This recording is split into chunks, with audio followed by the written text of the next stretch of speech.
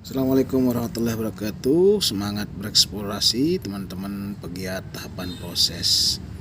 Pada kesempatan kali ini kita akan review dan berbagi informasi mengenai Seng Simbur Super Mikro Vietnam Situ dari bahan potongan akar. Ini termasuk bahan limbah teman-teman, dan kita olah menjadi satu bahan yang nampak saat ini sudah kelihatannya ada perubahan progres ya, dengan kesan sudah hampir ideal ya, ngepen ya. Bahan ini ada sekitar 4 kalau nggak salah, yang merupakan dari bahan potongan akar teman-teman ya. Untuk indukannya sudah saya pindahkan, dan 3 di posisi dari pot ini sudah tumbuh teman-teman. Jadi ini adalah targetnya, kita akan memanfaatkan akar sebenarnya arahnya ini.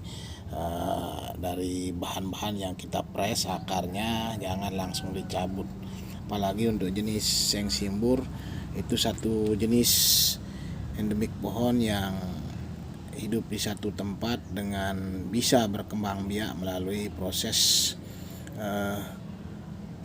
pecahan dari akar. Biasanya ini hidup berkelompok berumpun di satu tempat teman-teman ya. Untuk bahan yang tampak di sini situ teman-teman target ya. Ini kurang lebih situ mungkin sekitar 3 cm nanti ini maksimal kita akan buat teman-teman. Di tangan satu sudah dapat penyesuaian, jadi kesan cabang satu ini proporsional teman-teman. Udah saatnya kita potong jika ini adalah targetnya untuk bahan situ ya.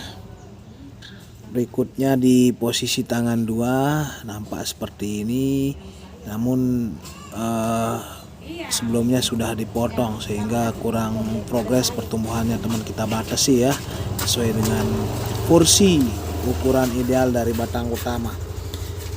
Untuk selanjutnya ada beberapa poin yang penting untuk kita bagi informasinya. Pertama, terlihat dari 2 titik akar dominan di posisi kanan. Di atasnya ada tangan satu cabang. Biasanya untuk bentangan pertama ada di tangan satu teman-teman, tapi itu tergantung lagi konsepnya. Ketika pohon itu yang nampak saat ini bisa jadi bentangan panjangnya bukan di titik tangan satu ya, bisa jadi di posisi ini nanti bentangan, karena melihat target dari arah alur gerak batang pohon lebih cenderung atau condong ke kiri teman-teman.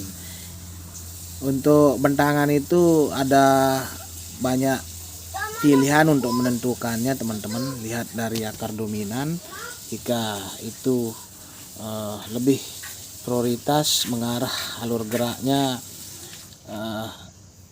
ingin memakai bentangan di tangan satu bisa dilakukan, tapi ketika gerakannya mengarah seperti yang nampak di sini lebih dominan mengarah kiri, apalagi untuk bagian pangkalnya itu di posisi ini ya. Di posisi ini lebih besar dan nampaknya lebih diekspos berat ke arah kiri nih teman-teman, sehingga selanjutnya nanti kita akan potong. Untuk lebih lanjut teman-teman kita langsung eksekusi aja ya. Oke, ini kita potong sudah ideal ya. Jarak batas pemotongannya seperti tampak saat ini. Ini potongan pertama. Biasa saya lakukan 2 tahapan pangkas teman-teman ya, karena ketika pangkas pertama tidak ada anak cabang, maka dibutuhkan proses pemangkasan agak panjang ya. Targetnya nanti kita sampai sini ya, kita tunggu tumbuh dulu, baru selanjutnya kita pangkas untuk tahap 2 nanti tentunya. Karena setiap pohon formal informal biasanya pemendekan itu ke atas bertahap, dari pangkal ke ujung semakin pendek teman-teman ya, kayak seperti ini. Untuk tangan satu ini masih kelihatannya statis. Jika ukurannya seperti ini harus lebih pendek lagi teman-teman ya. Terus yang berikutnya kita akan target nanti lebih condong ke sini. Jika berikutnya kita akan gunakan ini sebagai bentangan pertama, bentangan lebih banyak didominasi oleh tangan satu, maka kita akan rubah geraknya dengan memotong yang ini teman-teman ya. terusannya ini. Jadi ini kita gunakan terusan, maka itu akan lebih terlihat menarik jika akan kita gunakan tangan satu ini sebagai bentangan, dan gerakannya lebih condong ke kanan jika ini kita potong.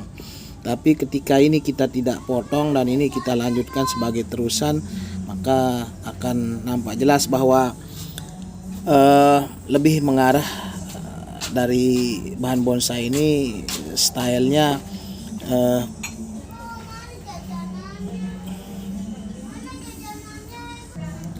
slanting mengarah ke kiri teman-teman ya, pohon miring ke kiri ini, informal miring ke kiri ya. Jadi ini targetnya kita, ini udah saatnya sebenarnya dipotong nih teman-teman, kita potong aja. Nah, pemotongan itu bertahap ya. Oke teman-teman, udah tampak cantik sekali seperti ini ya. Oke, nah, agar nampak nanti backgroundnya sudah ada ini teman-teman. Nah ini hidup juga, itu hidup tuh, dia tuh ada tumbuh ya, maka ini akan kita potong teman-teman, tidak kita butuhkan. Nanti ada background di sini sehingga kedalamannya didapatkan. Posisi titik tumbuh percabangan, cabang jangan terlalu banyak sehingga kita butuh satu atau beberapa cabang, anak cabang untuk membentuk aksen ruang atau dimensi teman-teman ya. Nah itu. Oke teman-teman, seperti ini dulu untuk sementara sharing info pendek terkait mengenai bahan bonsai situ ya, memanfaatkan bahan akar jadi bonsai. Makasih.